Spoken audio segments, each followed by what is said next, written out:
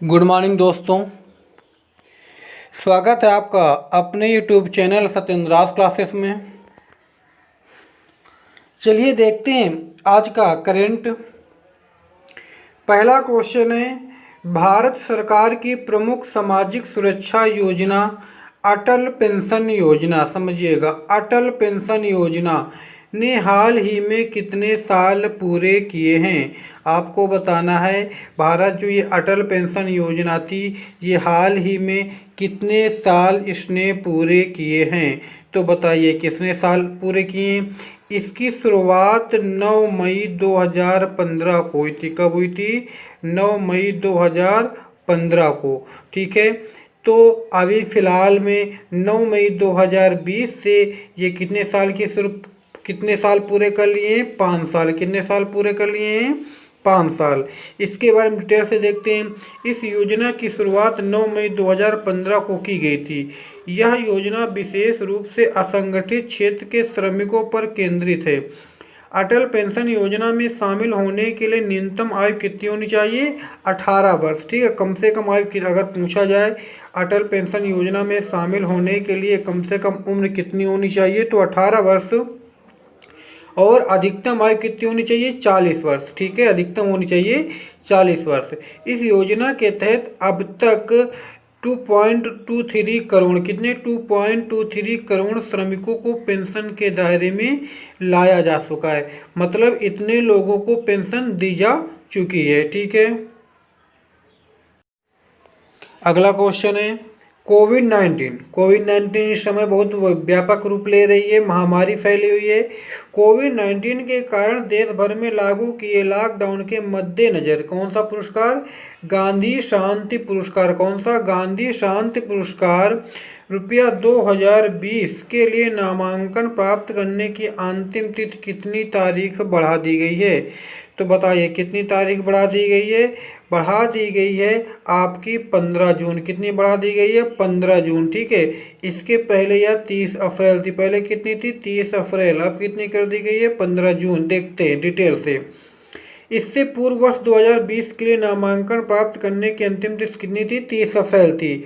उल्लेखनीय है कि यह पुरस्कार अहिंसा और अन्य गांधीवादी तरीकों, ठीक है, किस क्षेत्र में दिया जाता है? अहिंसा और गांधीवादी तरीकों के माध्यम से लाए गए सामाजिक, आर्थिक और राजनीतिक परिवर्तन के लिए प्रदान किया जाता है। ठीक है, इस पुरस्कार में क्या दिया जाता है? इस पुरस्कार में 1 करोड़ रुपया, कितने रुपया? 1 करोड़ रुपया और एक प्रशस्ति पत्र की मतलब दान किया जाता है। ठीक है, दिया जाता है। इसकी शुरुआत कब हुई थी? 1995 में की गई थी, 1995 की गई थी। अगला क्वेश्चन है, किस राज्य सरकार ने लोगों के श्वसन स्वास्थ्य के बारे में जागरूकता पैदा करने के लिए हाल ही में प्राणवायु कार्यक्रम, कौन सा कार्यक्रम? प्राणवायु कार्यक्रम की शुरुआत की है। तो किस राज्य सरकार ने? कर्नाटक राज्य सरकार ने। किसकी सरकार ने? कर्नाटक राज्य में। ठीक है, देखते हैं। बेंगलुरु सिटी कॉरपोरेशन ने लोगों के श्वसन स्वास्थ्य के बारे में जागरूकता पैदा करने के लिए ये कार्यक्रम की शुरुआत की है। ठीक है, हाँ, अब जरा देखते हैं। अच्छा, इसमें देखो और लिखा है, विशेष रूप से कोविड-19 के कारण हाइपोक्सिया होता है। क्या कहा होता है? हाइपोक्सिया। ठीक है, हाइपोक्सिया मतलब ये होती है कि जो हमारी श्वास नली होती है उसमें प्रॉब्लम आ जाती है, समस्या आ जाती है, तो श्वसन क्रिया जो होती है उसे करने में दिक्कत होती है। ठीक है, हाँ, चलिए देखते कर्नाटक के बारे में। कर्नाटक का गठन कब हुआ था? इसका गठन हुआ था 1 नवंबर 1956 को। कब हुआ था? 1 नवंबर 1956 को। इसकी राजधानी क्या है? बेंगलुरु इसकी राजधानी है। इसमें कितने ज़िले आते हैं? इसमें 30 ज़िले आते हैं। ठीक है, इसकी राजभाषा क्या? कर्नाटक की कन्नड़ है। ठीक है, यहाँ का जो विधानमंडल है द्विसदनात्मक है। द्विसदनात्मक मतलब विधानसभा के साथ साथ विधान परिषद भी है। विधानसभा में कितनी सीटें? 225 सीटें। कितनी सीटें हैं? 225 सीटें। और आपकी विधान परिषद में कितनी है? 75 सीटें। बात की जाए लोकसभा की तो लोकसभा में कितनी सीटें हैं? लोकसभा में सीटें 28। कितनी हैं? 28। और राज्यसभा में कितनी है? राज्यसभा में है आपकी 12 सीटें। ठीक है, यहाँ के राज्यपाल कौन है? वजूभाई वाला कौन है? वजूभाई वाला यहाँ के राज्यपाल है। ध्यान दीजिएगा, यहाँ के राज्यपाल कौन है? वजूभाई वाला। और यहाँ के सीएम कौन है? V A Yediyurappa. कौन है यहाँ के सीएम? V A Yediyurappa. कौन है? V A Yediyurappa. इसका नाम पहले मैसूर था, ठीक है। फिर 1975 में 1975 में इसका नाम बदलकर कर्नाटक रख दिया गया। अगला क्वेश्चन है, निम्न में से किस हवाई अड्डा ने भारत और मध्य एशिया के सर्वश्रेष्ठ क्षेत्रीय हवाई अड्डे का खिताब जीता है? कौन सा हवाई अड्डा है जिसने यह खिताब जीता है? तो कौन सा हवाई अड्डा? बेंगलुरु का हवाई अड्डा। उसका नाम क्या है? कैंपेगौड़ा अंतर्राष्ट्रीय हवाई अड्डा। जो बेंगलुरु का हवाई अड्डा है उसका नाम क्या है? कैंपेगौड़ा अंतर्राष्ट्रीय हवाई अड्डा। ये भी पूछ लेता है कि ये हवाई अड्डा कहाँ है, ठीक है। देखते इसके बारे में। बेंगलुरु के कैंपेगौड़ा अंतर्राष्ट्रीय हवाई अड्डा को ग्राहकों की पसंद पर भारत और मध्य एशिया का सर्वश्रेष्ठ क्षेत्रीय हवाई अड्डा चुना गया है। 2020 वर्ल्ड एयरपोर्ट अवार्ड्स में 4 साल में 3 बार बेंगलुरु हवाई अड्डे को यह सम्मान मिल चुका है। कितनी बार मिल चुका है? 3 बार। यानी कि प्रत्येक साल तो नहीं मिल पाया, कोई एक साल छूट गया होगा, नहीं इसको प्रत्येक वर्ष यह पुरस्कार मिल रहा है 4 वर्षों से, ठीक है। बेंगलुरु हवाई अड्डे का परिचालन बेंगलोर इंटरनेशनल एयरपोर्ट लिमिटेड करती है। कौन करता है? बेंगलोर इंटरनेशनल एयरपोर्ट लिमिटेड करता है। इस सर्वेक्षण में 550 से अधिक हवाई अड्डे शामिल होते हैं। इसमें कितने हवाई अड्डे शामिल होते हैं? 550 से अधिक हवाई अड्डे शामिल होते हैं इस पुरस्कार के खिताब में, ठीक है। अगला क्वेश्चन है, वंदे भारत अभियान का दूसरा चरण 16 मई से किस तारीख तक चलेगा? आपको बताना जो वंदे भारत अभियान है इसका मतलब समझ रहे हैं, यानी कि जो विदेश में फंसे भारतीय हैं उनको वंदे भारत मिशन के तहत भारत लाया जाएगा, ठीक है।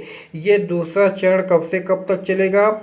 ये 16 मई से कब तक चलेगा? ये 22 कब तक चला है? 22 मई तक चला, याद रखिएगा, ठीक है। 22 मई तक ये चला है।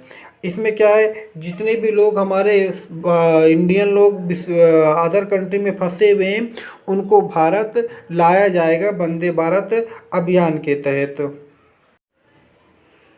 अगला क्वेश्चन क्या है?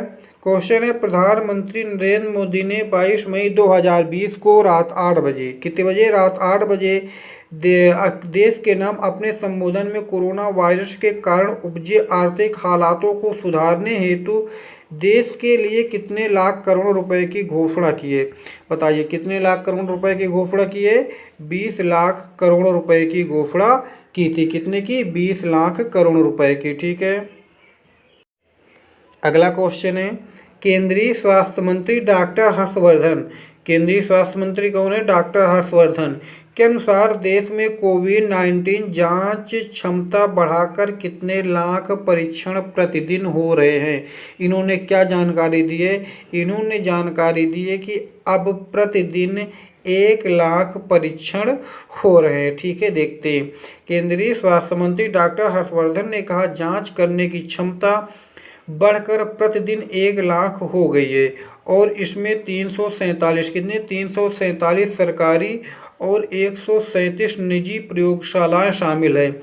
उन्होंने कहा कि अभी तक कोविड-19 की कुल 17,82,840 जांचें की जा चुकी हैं। उन्होंने कहा कि केंद्र, राज्य और संघ शासित प्रदेशों की सरकारें एक साथ मिलकर कोरोना वायरस का मुकाबला कर रही हैं।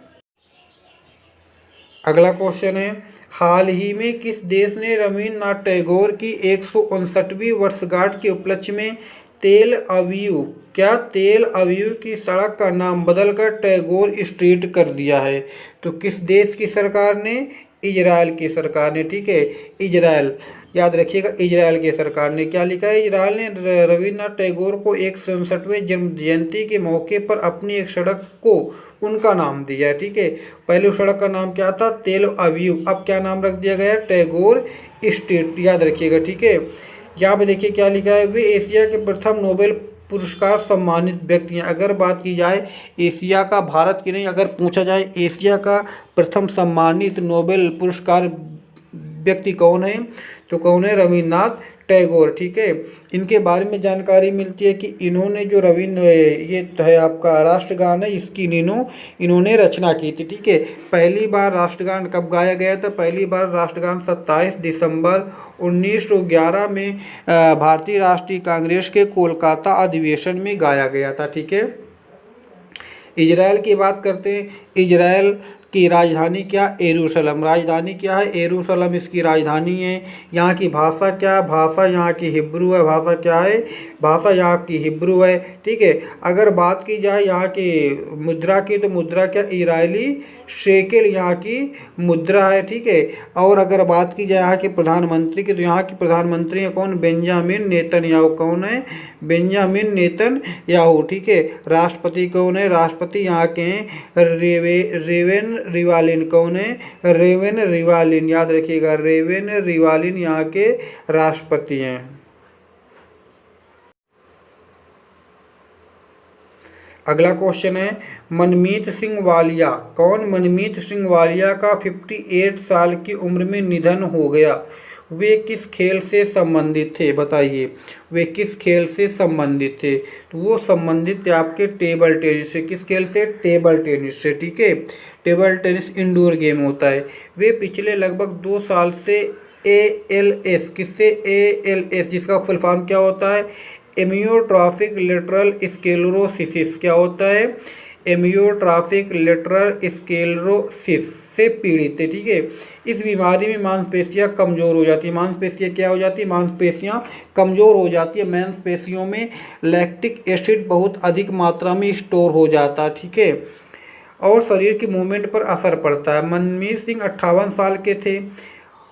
इन्होंने 1980 के दशक के सबसे शानदार खिलाड़ियों में इन्हें एक माना जाता है, और साल 1989 में हैदराबाद में पुरुष एकल फाइनल में एस श्रीराम को हराकर राष्ट्रीय चैंपियन बने। राष्ट्रीय चैंपियन कब बने थे? 1989 में, ठीक है। आज का ये लास्ट क्वेश्चन है। क्वेश्चन कैसे कहते कमेंट्स करके बता दिया करिए यार। कोई कमेंट्स तो कर दिया करो, लाइक भी कर दिया करो, शेयर भी कर दिया करो, ठीक है। हाँ, देखते हैं क्वेश्चन क्या है। हाल ही में नवीन एवं नवीकरणीय ऊर्जा मंत्रालय MNRE में सचिव पद का कार्यभार निम्न में से किसने संभाला है? तो बताइए, निम्न में से किसने संभाला है? इंदुशेखर चतुर्वेदी ने। किसने? इंदुशेखर चतुर्वेदी ने, ठीक है। इंदुशेखर चतुर्वेदी ने नवीन एवं नवीकरणीय ऊर्जा मंत्रालय में सचिव का पदभार संभाल लिया है। ये कौन थी? चतुर्वेदी झारखंड कैडर, कहाँ की? झारखंड कैडर के 1987 बैच की IAS अधिकारी थी। इन्होंने किसका स्थान लिया? इन्होंने स्थान लिया आनंद कुमार का। ये जरूर याद रखिएगा, किसका स्थान लिया है? आनंद कुमार का। आनंद कुमार संस्कृति मंत्रालय में सचिव बना गए। अब आनंद कुमार कहाँ हैं? ये संस्कृति मंत्रालय में सचिव बना दिए गए, ठीक है। MNRE सचिव बनने से पहले, इसके पहले इंदुशेखर क्या थी? झारखंड सरकार में जलवायु परिवर्तन विभाग, पर्यावरण और वन मंत्रालय में अतिरिक्त मुख्य सचिव और अतिरिक्त सचिव थे, ठीक है। यानी इसके पहले ये काम करते थे। वह झारखंड सरकार और केंद्र सरकार में विभिन्न पदों पर भी काम कर चुके हैं।